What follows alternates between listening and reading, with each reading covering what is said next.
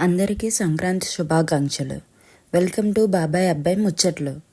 ఏంటండి, మీ బాబాయ్ అబ్బాయి బదులు మళ్ళీ నేనే వచ్చాను అని అనుకుంటున్నారా? ఏం లేదండి, భర్త మహాశైలకు విజ్ఞప్తి సినిమా చూసి వైఫ్ అండ్ లవర్ కాన్సెప్ట్ బాగుంది, ట్రై చేస్తాను అన్నారు.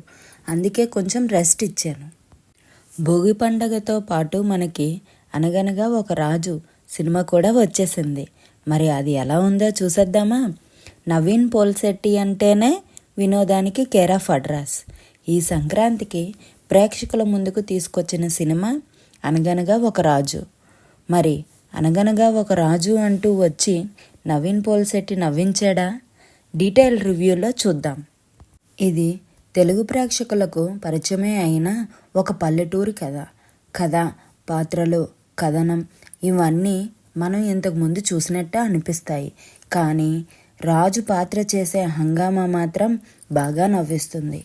నవీన్ పోల్శెట్టి తన మార్క్ టైమింగ్తో వన్ మ్యాన్ షోలా ఈ సినిమాను ముందుకు నడిపించాడు. Non stop dialogues, energy, comedy ఈ సినిమాకి ప్రధాన బలం. రిచ్ సన్నివేశాలతో మొదలైన కథ తర్వాత పల్లెటూరుకి చేరుతుంది. సాయం కోసం వచ్చే జనాల సమస్యలు, రాజు పడే అగచాట్లు సాదాసీదాగా అనిపిస్తాయి.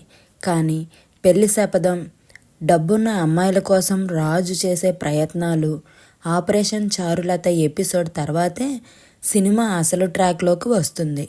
చారులత మనసు గెలవడానికి రాజు తన గ్యాంగ్తో చేసే విన్యాసాలు బాగా నవ్విస్తాయి. అలాగే భీమవరం బాల్మ, రాజుగారి పెళ్లిరో పాటలు సినిమాకి మంచి ఊపి ఇస్తాయి. వాటి చిత్రీకరణ కూడా ఆకట్టుకుంటుంది. ఫస్ట్ హాఫ్ తర్వాత కథ గ్రామ రాజకీయాల నేపథ్యాన్ని తీసుకుంటుంది. ఎన్నికల ప్రచారం, ఊరి జనాన్ని నమ్మించేందుకు రాజు పడే అగచాట్లు సందర్భోచితమైన హాస్యాన్ని పండిస్తాయి. ఫ్లెక్సీలు, ఊరి జనాల రియాక్షన్స్, సోషల్ మీడియా క్యాంపెయిన్ అక్కడక్కడ నవ్విస్తాయి. క్లైమాక్స్లో భావోద్వేగాలు కూడా బాగా వర్క్ అవుతాయి. భార్యాభర్తల మధ్య సన్నివేశాలు సెంటిమెంట్ను పండిస్తాయి. బలమైన కథ కాకపోయినా డైలాగ్స్, నవీన్ పోల్శెట్టి ఎనర్జీ ఈ సినిమాను నిలబట్టాయి.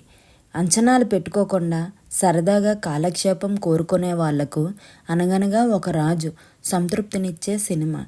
ఫైనల్గా అనగనగా ఒక రాజు నవ్వులు పంచుతాడు. ఏంటండి మరి, మళ్ళీ కొత్త లవర్ కాన్సెప్ట్ ఏమైనా ట్రై చేస్తారా? అలా రండి దారికి. అందరికీ మరొకసారి సంక్రాంతి శుభాకాంక్షలు. మీకు ఈ సినిమా ఎలా అనిపించిందో కామెంట్స్లో చెప్పండి. అలాగే సబ్స్క్రైబ్ చేసుకోవడం మర్చిపోవద్దు. మీ ఫ్రెండ్స్తో షేర్ చేయడం కూడా మర్చిపోవద్దు.